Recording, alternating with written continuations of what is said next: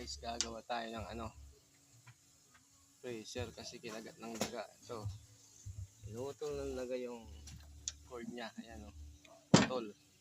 Ayan, sagad na sagad guys o.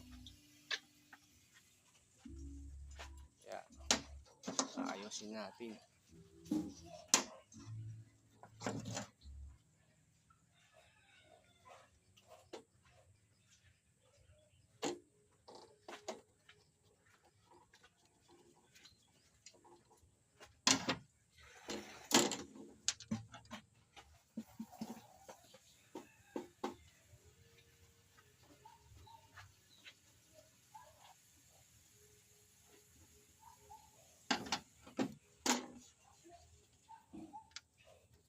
Ayan.